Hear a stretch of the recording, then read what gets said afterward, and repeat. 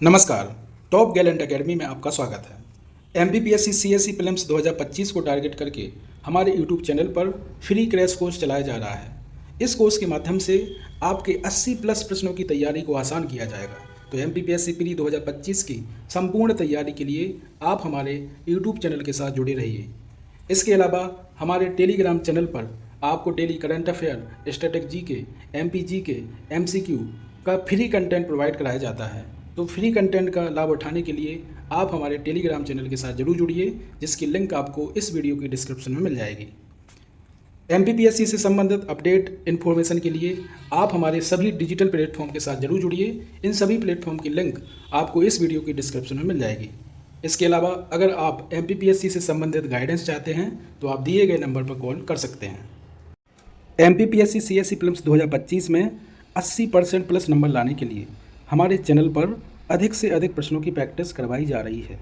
अधिक से अधिक प्रश्नों की प्रैक्टिस के अंतर्गत यह हमारी टेस्ट सीरीज सेकंड है और इसमें हम 20 अति महत्वपूर्ण प्रश्नों पर चर्चा करेंगे और यह 20 इम्पोर्टेंट क्वेश्चन निश्चित रूप से एमपीपीएससी प्री 2025 में आपके लिए लाभदायक सिद्ध होंगे। तो चलिए शुरू करते हैं टेस्ट सीरीज सेकंड।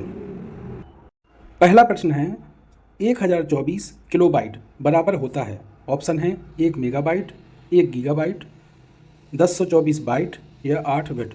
तो इस प्रश्न का सही आंसर होगा 1 मेगाबाइट। 1024 किलोबाइट बराबर होता है 1 मेगाबाइट की।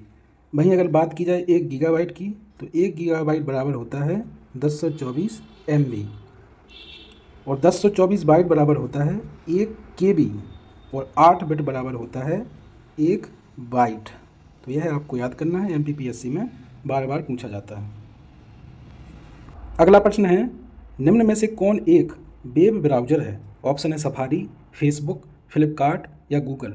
तो इस प्रश्न का सही आंसर होगा सफारी। सफारी जो कि एप्पल कंपनी द्वारा विकसित किया गया एक फेमस वेब ब्राउज़र है।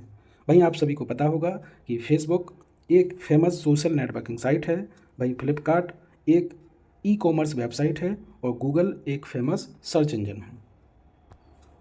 अगला प्रश्न है भारत के किस राज्य की राजधानी पणजी है। ऑप्शन है उत्तराखंड, गोवा, केरल या बिहार। तो इस प्रश्न का सही आंसर होगा गोवा। गोवा राज्य की राजधानी है पणजी।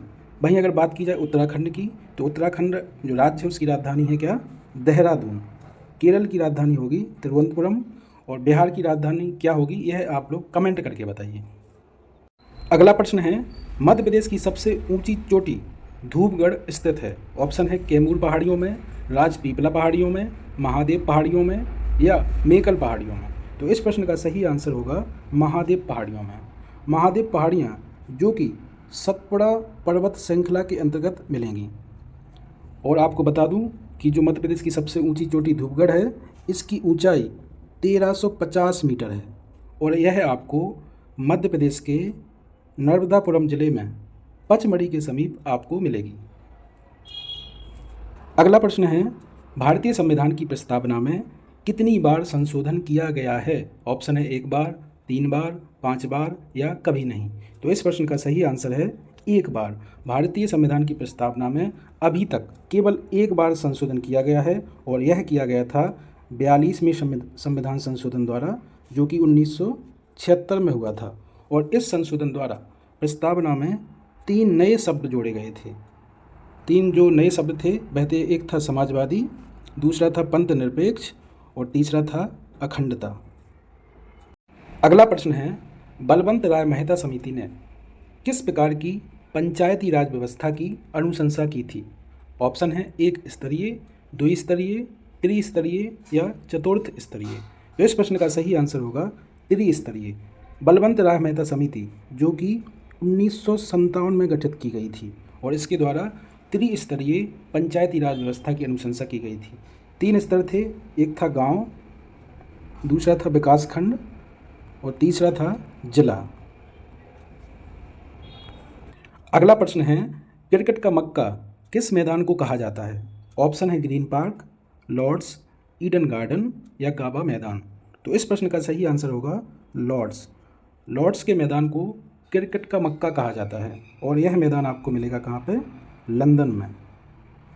वहीं जो ग्रीन पार्क स्टेडियम है वह आपको भारत के कहाँ, कानपुर में मिलेगा, और ईडन गार्डन कोलकाता में, और गावा मैदान आपको मिलेगा ऑस्ट्रेलिया में। अगला प्रश्न है, निम्न घटनाओं का सही क्रम क्या होगा? घटनाएं हैं स्वदेशी आंदोलन, भारत छोड़ो आंदोलन, असहयोग आंदोलन और रोलेक्ट आंदोलन।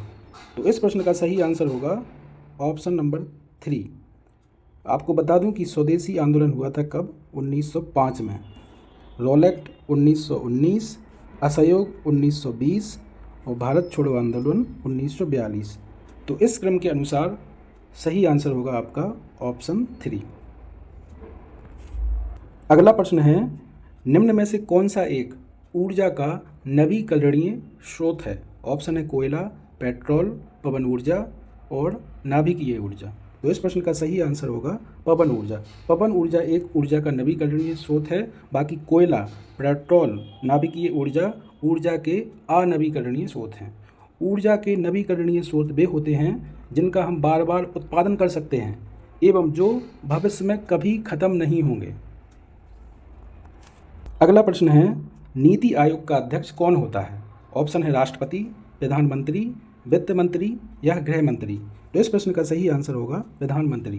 प्रधानमंत्री नीति आयोग का पदेन अध्यक्ष होता है और नीति आयोग की स्थापना 1 जनवरी 2015 में की गई थी योजना आयोग के स्थान पर। प्रश्न है, निम्न में से कौन सा देश सार्क संगठन का सदस्य नहीं है?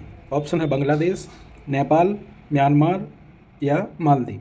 तो इस प्रश्न का सही आंसर होगा म्यांमार। म्यांमार सार्क संगठन का सदस्य नहीं है। सार्क संगठन की स्थापना 1985 में की गई थी और वर्तमान में इसके 8 सदस्य देश हैं।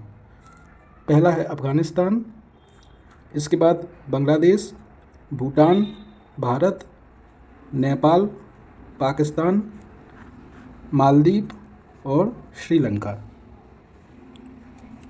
अगला प्रश्न है, भारत में नीली क्रांति से संबंधित है। ऑप्शन है दुग्ध उत्पादन, रेशम उत्पादन, मत्स्य उत्पादन या पुष्प उत्पादन। तो इस प्रश्न का सही आंसर होगा मत्स्य उत्पादन।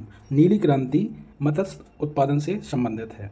वहीं आपको बता दूं कि दुग्ध उत्पादन से श्वेत क्रांति संबंधित है, रेशम उत्पादन से सेरीकल्चर और पुष्प उत्पादन से फ्लोरीकल्चर।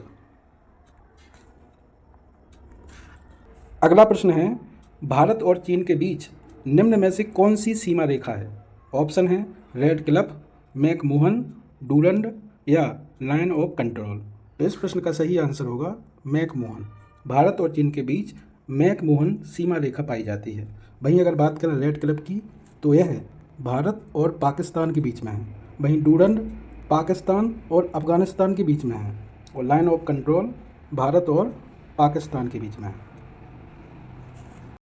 अगला प्रश्न है, मध्य प्रदेश के किस पर्यटन स्थल को आनंद की नगरी या सिटी ऑफ जॉय कहते हैं? ऑप्शन है पचमढ़ी, सांची, मांडू या खजुराहो। तो इस प्रश्न का सही आंसर है मांडू। मांडू को सिटी ऑफ जॉय कहते हैं और यह है आपको मध्य प्रदेश के धार जिले में मिलेगा। मांडू में बहुत सारे महल हैं जैसे जहाज महल, असरफी महल, हिंडोला महल, रूपमती और बाज बहादुर का महल। अगला प्रश्न है, विश्व हिंदी दिवस कब मनाया जाता है? ऑप्शन है 10 जनवरी, 13 अप्रैल, 14 सितंबर या 28 दिसंबर। तो इस प्रश्न का सही आंसर होगा 10 जनवरी। 10 जनवरी को विश्व हिंदी दिवस मनाया जाता है। वहीं 14 सितंबर को राष्ट्रीय हिंदी दिवस मनाया जाता है।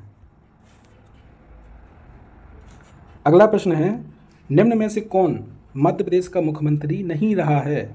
ऑप्शन है रविशंकर शुक्ल, कैलाश जोशी, ओपी कोहली या बाबूलाल गौर। तो इस प्रश्न का सही आंसर है ओपी कोहली। ओपी कोहली मध्य प्रदेश के राज्यपाल रहे हैं और बाकी रविशंकर शुक्ल, कैलाश जोशी, बाबूलाल गौर मध्य प्रदेश के मुख्यमंत्री रहे हैं। अगला प्रश्न है, किस भारत शासन अधिनियम को मार्ले मिंटो सुधार अधिनियम भी कहते हैं? ऑप्शन है 1858, 1909, 1919 या 1935। तो इस प्रश्न का सही आंसर होगा 1909। 1909 के भारत शासन अधिनियम को मार्ले मिंटो सुधार अधिनियम भी कहते हैं। वहीं जो 1919 का भारत शासन अधिनियम है इसको मॉन्टेस्क्यू चेम्सफोर्ड सुधार कहते हैं। अगला प्रश्न है, सिमलीपाल राष्ट्रीय उद्यान किस राज्य में है? ऑप्शन है कर्नाटक, बिहार, पंजाब या उड़ीसा। तो इस प्रश्न का सही आंसर है उड़ीसा। सिमलीपाल राष्ट्रीय उद्यान आपको उड़ीसा राज्य में मिलेगा। अगला प्रश्न है, निम्नलिखित राजवंशों का सही क्रम क्या होगा? वंश हैं लोदी वंश, खिलजी वंश, गुलाम वंश या तुगलक वंश। तो इस प्रश्न का सही आंसर होगा ऑप्शन नंबर 3। पहले आएगा आपका गुलाम वंश, फिर आएगा खिलजी वंश, उसके बाद तुगलक वंश और लास्ट में लोदी वंश। यह सभी वंश दिल्ली सल्तनत के अंतर्गत भारत में आए थे। तो इनका क्रम आपको याद रखना है और इस प्रश्न का सही आंसर होगा ऑप्शन नंबर 3। इस टेस्ट सीरीज का लास्ट क्वेश्चन है, वर्तमान में कौन लोकसभा अध्यक्ष है? ऑप्शन है सुमित्रा महाजन, मीरा कुमार, वेंकैया नायडू या ओम बिरला। तो इस प्रश्न का उत्तर आप लोग कमेंट करके बताइए। तो इस प्रकार इस वीडियो में हमने 20 मोस्ट इम्पोर्टेंट क्वेश्चन पर डिस्कशन किया। आशा करता हूं कि यह वीडियो आपको पसंद आया होगा। अगर आपको यह वीडियो पसंद आता है तो इसको लाइक, शेयर और हमारे चैनल को सब्सक्राइब जरूर करें। MPPSC CSE प्रीलिम्स 2025 को टारगेट करके हमारे YouTube चैनल पर जो फ्री क्रैश कोर्स चलाया जा रहा है, इसका लाभ उठाने के लिए आप हमारे YouTube चैनल से जरूर जुड़े रहिए। साथ ही हमारे टेलीग्राम चैनल पर जो फ्री कंटेंट प्रोवाइड कराया जाता है, उसका लाभ उठाने के लिए आप हमारे टेलीग्राम चैनल से जुड़िए। मिलते हैं अगले वीडियो में। धन्यवाद। जय हिंद।